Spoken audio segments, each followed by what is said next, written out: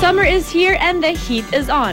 At sa panahong ito, dapat ibagay ng ating mga suot sa naglalagablab na panahon. More or less, 2 to 3 months pa tatagal ang tag-init.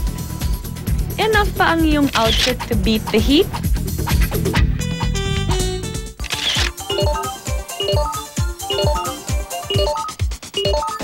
Hello mga ka-Fashbook at welcome ulit sa S-List. So today, let's be a little bit more creative, diba? Kasi I'm sure pag nagbakasyon kayo sa mga malalamig na countries, especially yung mga Burr months, diba?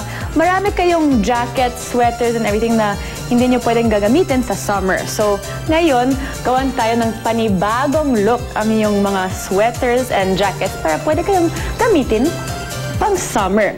Ang mga thick fabric holiday sweater, kaya nito, ay perfect na panlamig, but this hot season, pwedeng i-transform ang mga ito to a fashionable and stylish summer vest.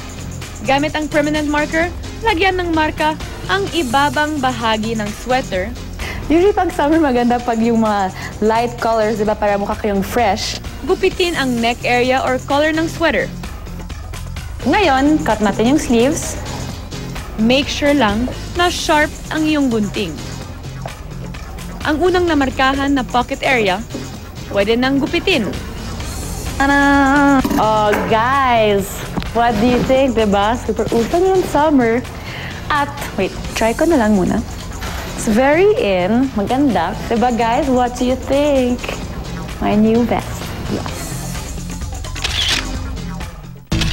Wow! Fashion na ang arrive mo kapag suot ang summer vest na ito mula sa iyong lumang holiday sweater.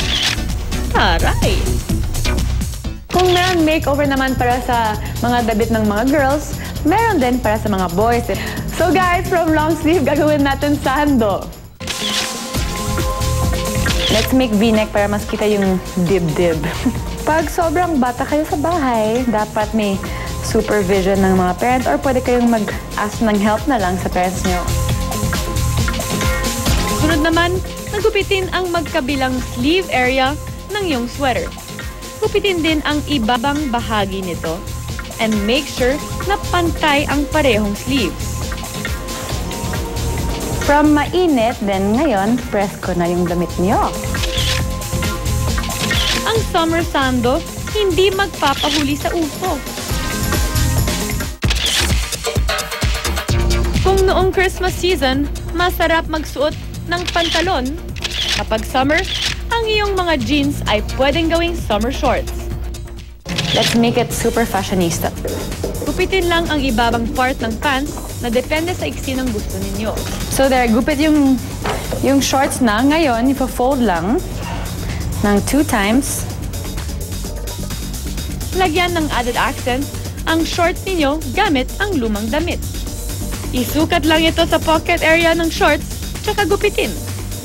Pagkatapos, it will look like something like this. Tapos may part ako para sa back pocket din. So, yun mamaya dito. Pagkatapos ng tahin, everything, magmumukhang ito. Diba? Ito yung high-waisted jean shorts.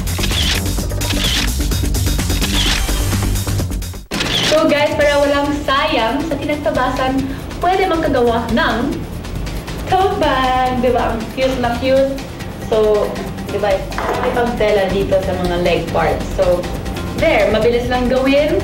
At ito din para pair na sa shorts niyo pang beach talaga, di ba? Ang cute naman ako.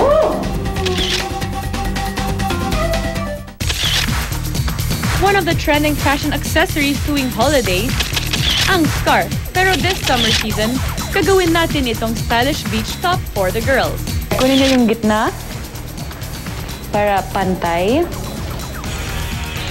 Pagkatapos ay ibuhol ito sa gitnang parte ng necklace. There. Pag may beaded necklace or whatever, pwede yung gawin the same exact thing. Sa back part naman, itali ang sobrang tela ng mahigpit. Pwede rin itong tahiin. So guys, mula sa holiday scarf ngayon, meron kayong summer top na maganda, backless, sexy, and everything in between. So there guys, from holiday outfits, nagawa natin summer outfits. All you need is a little bit of imagination, resourcefulness, creativity, and konting time at bongga kayo this summer, diba? Pag meron kayong ideas na pang ganito or pang summer or baka mas creative kayo kaysa sa akin. So yun, baka pwede kayong mag-share sa amin Facebook or Twitter account para next time baka ma-feature dito din sa Flashbook. Hanggang sa susunod na S-List. Bye guys! Enjoy your summer!